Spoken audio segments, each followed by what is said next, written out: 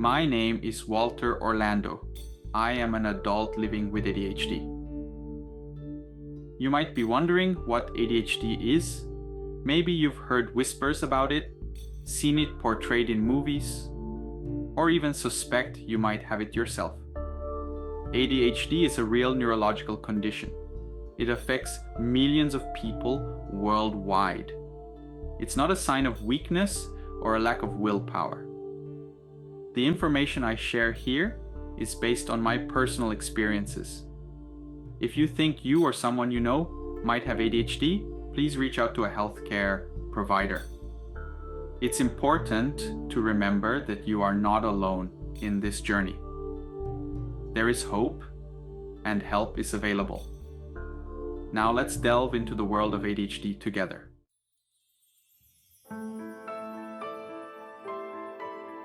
The stigma surrounding ADHD has deep roots. For a long time, it was poorly understood. People with ADHD were often labeled as lazy, disruptive, or even defiant. Imagine a child full of energy, struggling to sit still in a classroom. They might fidget, daydream, or blurt out answers. In the past, this behavior was often met with punishment or ridicule. Instead of seeing a child who was wired differently, people saw a child who was bad or difficult. This lack of understanding created a culture of shame and blame. Children with ADHD internalized these negative messages. They began to see themselves as flawed or inadequate.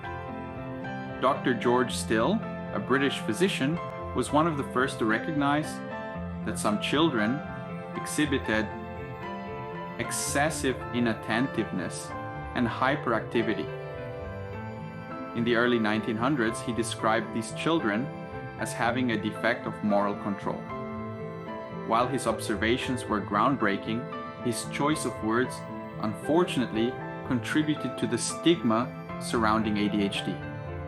These early attempts to understand ADHD, though well-intentioned, laid the groundwork for decades of misunderstanding and prejudice.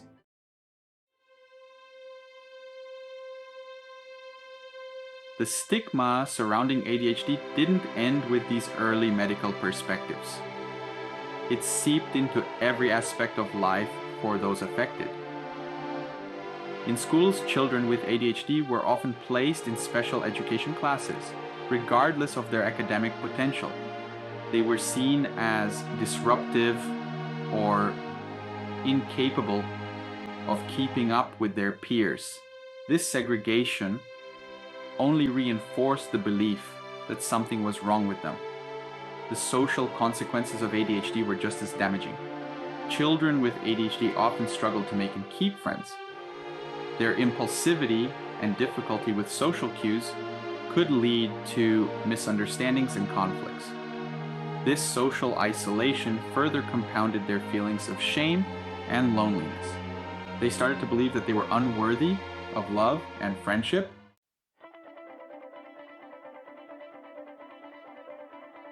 Thankfully, we are now living in a time where awareness and understanding of ADHD are on the rise.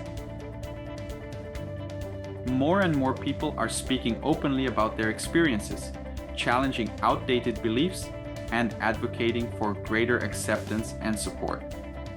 Scientists are making significant strides in unraveling the neurological underpinnings of ADHD. This research is helping to dispel the myth that it is a made-up condition or a result of poor parenting. Educators are becoming more informed about the unique learning styles of students with ADHD. They are implementing strategies to create more inclusive and supportive classroom environments. There is still a long way to go in breaking down the stigma surrounding ADHD, but the progress we have made so far gives me hope.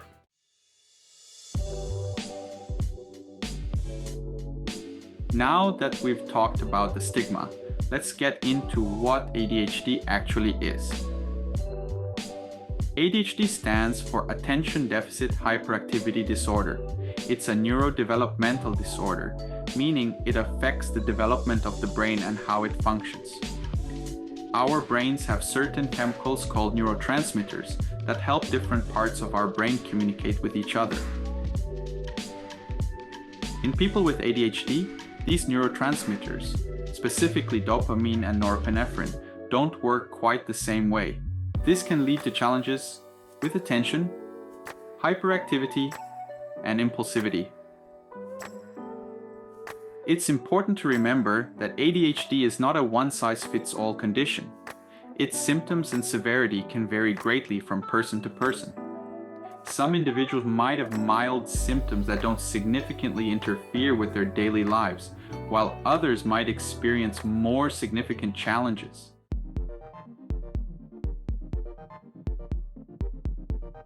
To better understand the different ways ADHD can present itself, it's helpful to know about the three main types. Predominantly inattentive type. People with this type mainly struggle with attention and focus. They might have trouble paying attention to details and make careless mistakes. They might find it hard to stay focused on tasks, conversations, or activities. They might appear not to listen when spoken to directly. They might struggle to follow through on instructions and finish tasks.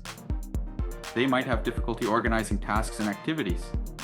They might get easily distracted and forgetful in daily activities. Predominantly hyperactive impulsive type. This type is characterized by high energy levels, impulsivity, and difficulty controlling behavior. Individuals with this type might fidget or squirm in their seats. They might talk excessively. They might have trouble staying seated when expected. Combined type. As the name suggests, this type involves a combination of both inattentive and hyperactive impulsive symptoms.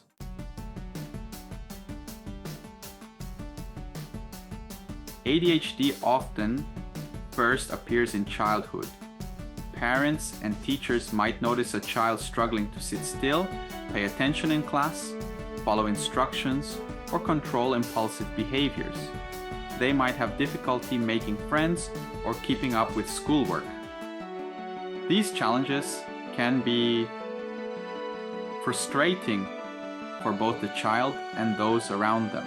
It's important to remember that these behaviors are not intentional. They are symptoms of a neurodevelopmental disorder.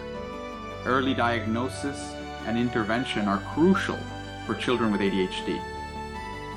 With the right support, children with ADHD can thrive.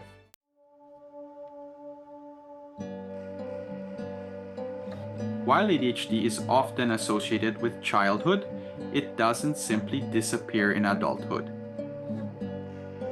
Many adults continue to experience symptoms of ADHD throughout their lives.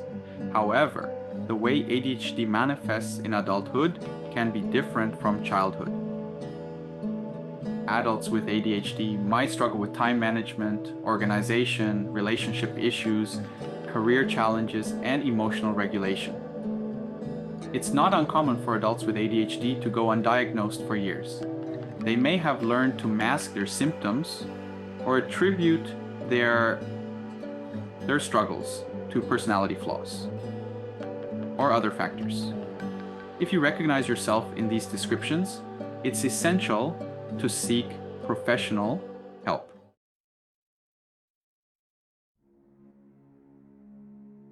Living with ADHD can often feel overwhelming, especially when faced with societal expectations and personal setbacks. One of the most crucial steps in coping with ADHD is embracing self-love and self-compassion. Understanding that ADHD is a neurological condition and not a moral failing is the foundation of self-acceptance. Self-love means acknowledging your strengths and celebrating your achievements, no matter how small they may seem. Recognizing and valuing these strengths can boost your self-esteem and provide a more balanced view of yourself. Self-compassion involves treating yourself with the same kindness and understanding that you would offer a friend. When you make a mistake or face a setback, avoid harsh self-criticism. Instead, practice self-kindness by acknowledging your effort and resilience.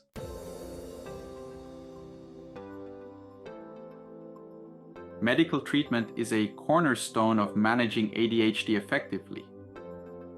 Consulting a healthcare provider who specializes in ADHD is crucial for an accurate diagnosis and developing a tailored treatment plan. Treatment often involves a combination of medication and behavioral therapy, both of which can significantly improve quality of life. Medications, such as stimulants and non-stimulants, can help regulate brain chemicals and improve attention, focus, and impulse control. It's important to work closely with your doctor to find the right medication and dosage for you. Behavioral therapy, especially cognitive behavioral therapy or CBT, can provide practical strategies for managing ADHD symptoms. Techniques learned in therapy can help with organization, time management, and emotional regulation. In addition to medication and therapy, joining ADHD support groups can be beneficial. These groups offer a space to share experiences, gain insights, and receive emotional support from others who understand your struggles.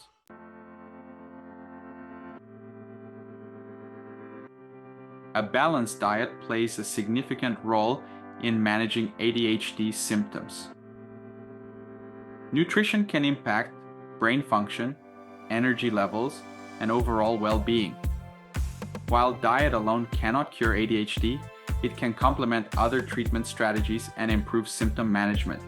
Focus on incorporating whole foods into your diet, including fruits, vegetables, lean proteins, and whole grains.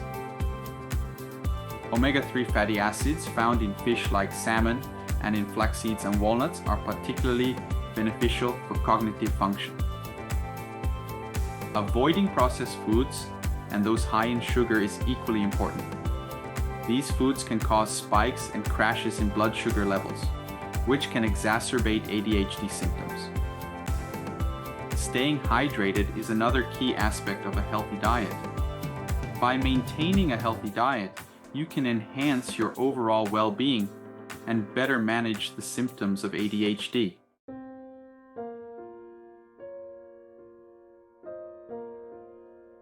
Section 4. Exploring therapeutic practices. Beyond traditional treatments, various therapeutic practices can support individuals with ADHD. Binaural beats are auditory illusions created by playing two slightly different frequencies in each ear. They can help induce relaxation, improve focus, and reduce anxiety. Listening to binaural beats can be a simple yet effective tool for managing ADHD symptoms. Another practice is mindfulness meditation. Regular mindfulness can improve attention, emotional regulation, and self-awareness. Exercise is also a powerful therapeutic tool. Physical activity increases neurotransmitters like dopamine and norepinephrine, improving focus and reducing hyperactivity. Creative outlets such as art, music, or writing provide emotional release and self-expression. Explore different practices to discover what works best for you and integrate these tools into your daily life, a new perspective. Reflecting on my ADHD journey, I feel hope and empowerment. What once felt insurmountable is now part of who I am. I approach challenges with self-compassion and understanding. ADHD doesn't define me. It's just one aspect of my neurodiversity. People with ADHD often possess incredible creativity and out-of-the-box thinking. It's time to shift the narrative and embrace the strengths of neurodiversity.